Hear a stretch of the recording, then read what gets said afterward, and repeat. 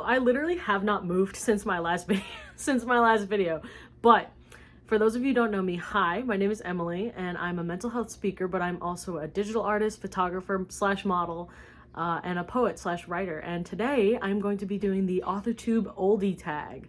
I guess it's been a while. So like I did the Authortube newbie tag, but it was like years ago. So I'm gonna do the Authortube Oldie tag today just because like I needed a video to post, and also just because like I found the questions really interesting. So yeah, so if you're interested in doing it yourself, I'm gonna post the actual questions themselves in my description. But yeah, so let's get to the video. So I have my iPad here, which is like in its like little keyboard case right at the moment. But yeah, so the first question is, how long have you had your Authortube channel? So I've had this channel at least for a long time. Honestly, I think since I was back in high school, actually.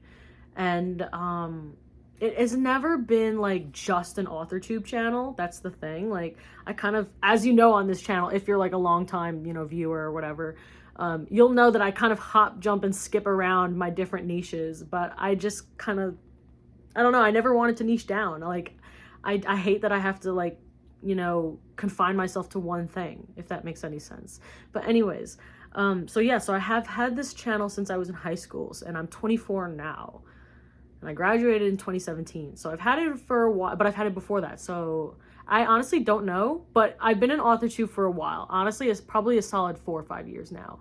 Like if you went back and saw some of my videos, maybe you'll see them from 3 or 4 or 5 years ago. But yeah, I couldn't give you like an accurate number though. Okay, question 2. What aspect of writing have you improved since joining? Okay, so I definitely think my free verse has definitely gotten a lot better. I think my flow and just my rhythm has gotten a lot better. I used to rhyme, like if you watched my earlier video that I just posted, I used to rhyme all the time in my poetry and my writing, and just because I had this preconceived notion of like what poetry is supposed to be, when obviously poetry can kind of be anything, if you know, it's so subjective. But my free verse and my rhythm definitely have gotten a lot better since joining Authortube. And I'm also in the process, the slow process of writing my debut novel. So I think writing in like different perspectives has also gotten a lot better for me lately. 3, what are your biggest writing accomplishments since starting your channel?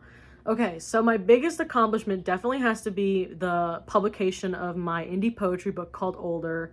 I'll put like a little graphic here if I can.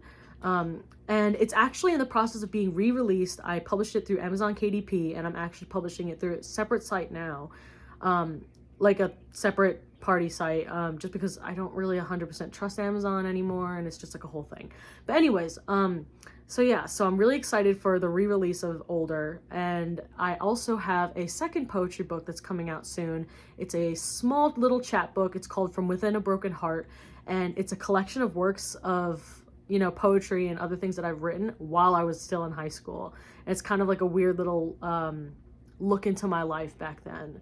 It is heavy and deep, so I put like a trigger warning in the beginning of it. But yeah, I definitely think those would have to be my biggest accomplishments in like writing so far. Ooh, these questions are good. Oh my god. Okay, so question 4. Has your drafting style, plotter, pantser, planter, evolved since you began your channel? 100%. Okay, so just like whether it's like my debut novel that I'm working on or like a poetry book that I'm working on, 100%.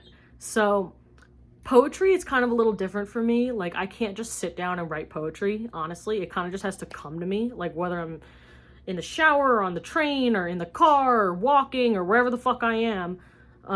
If I like, the words just come to me as I'm feeling things, as I'm experiencing things. So I can't really just sit down and write poetry, and that's just me. But when it comes to my debut novel, I used to be a pantser, 100%. And that's just kind of how I was. But now I'm definitely a mix of a planter, because ever since I started or tried to start NaNoWriMo, and I epically failed, I just found that planting was so much easier for me. So I kind of just developed like a little mix of both. Like I plant a little here, I pants a little here, and it kind of just flows the way that it does.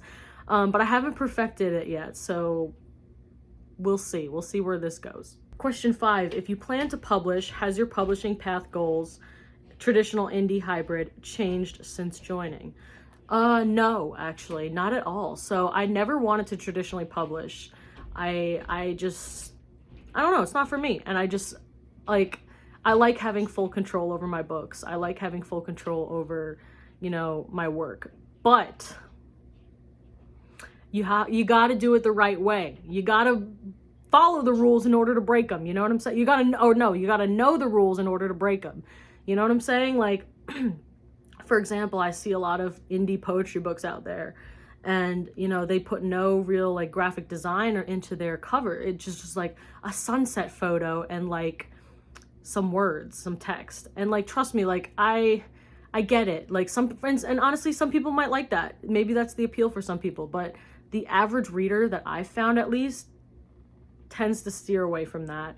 Like, you have to put a lot of effort into your editing. You have to put a lot of effort into your cover design. You have to put a lot of effort into your illustrations if you're adding illustrations, etc. And it can be expensive. It's not always going to be easy unless you teach yourself. And that's honestly what I did, because I'm broke. So I just taught myself. And then, like, for the resources that I did need to pay for, I just scraped together and paid for it. Like, it's better to put the effort into the book and have the book turn out really good and potentially be a great success, rather than not put in a lot of effort and then the book fails because, you know, not because the work is bad, but because, or not because the writing is bad, but because, you know, the execution wasn't 100% as good as it could have been when it comes to publishing. So I am an indie publisher 100%. That's just me. Question 6. Oh my God, this is going to call me out. Okay, what is something, writing or channel related, you've learned the hard way? Okay, 2 things. I'm gonna call myself out twice. First, I can only write poetry when I can only write poetry if I'm like really sad.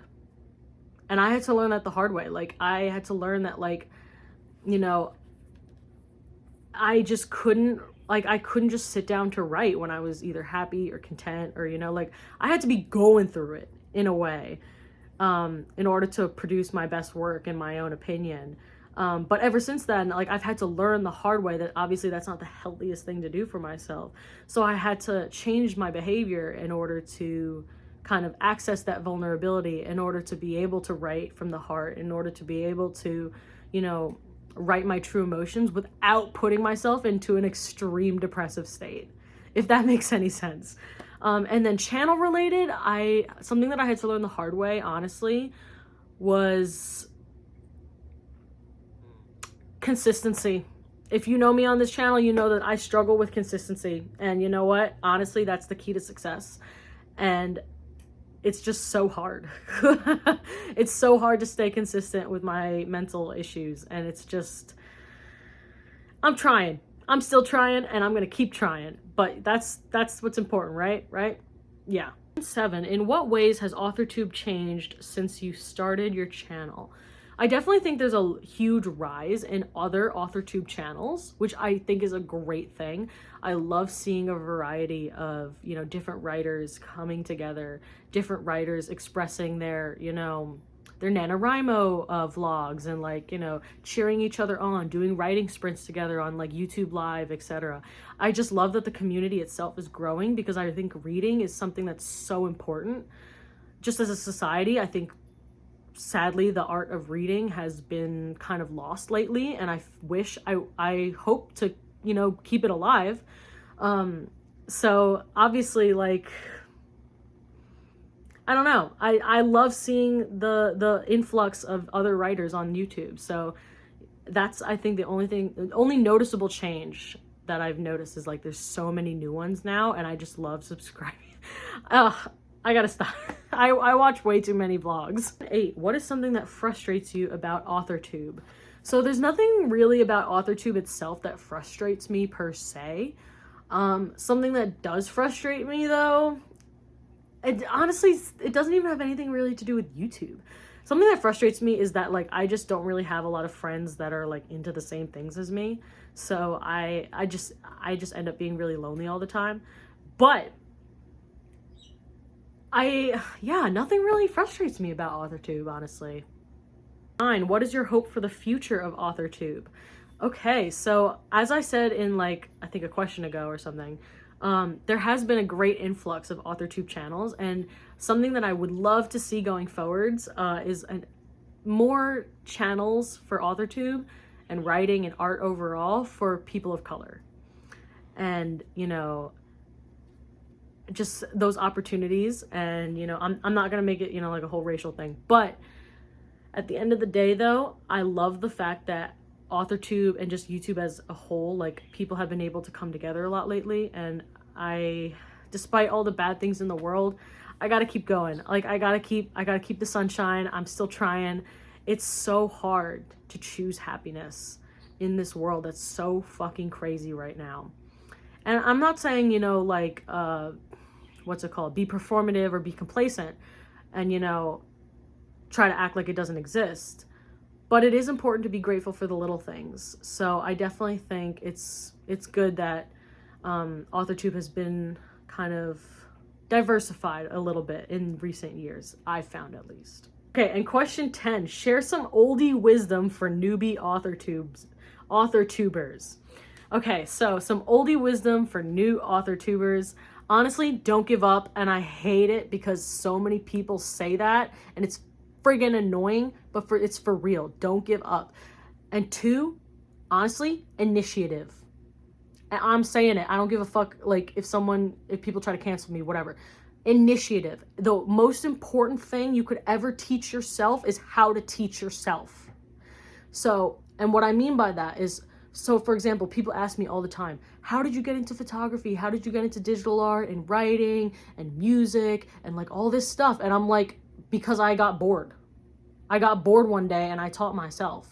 Whether I had the resources or didn't have the resources, I Googled. Google is a resource, you know, and if you have access to it, then use it. You know what I'm saying? Like, it's just one Google search away. Obviously, you know, check your sources, etc. That's a whole other topic of conversation. But teaching yourself how to teach yourself is one of the most important skills I've ever taught myself in my whole life. So honestly, I think that's so important. And that's my piece of oldie wisdom for you guys. So if you don't know how to do digital illustrations for, say, the children's book you're writing, teach yourself, or teach yourself normal illustration first and then work up to it. Or say, I don't know, you're not good at editing. Teach yourself grammar or you know, like English grammar, you know, take a grammar class. I don't know, look up YouTube videos, etc. on like how to write in proper grammar, etc. Just have that initiative for yourself to kind of take that first step for yourself, you know, and not having to need that little push and not having to kind of rely on anyone else but yourself, you know, because then when you accomplish something later on, it's like a bigger accomplishment because you could say to yourself, you know what, I did this all by myself and it feels great. So that's my piece of oldie wisdom for you guys, is teach yourself how to teach yourself. Yeah. Anyway, guys, thank you so much for watching this video. If you really enjoyed it, you know, like and subscribe, all that bullshit.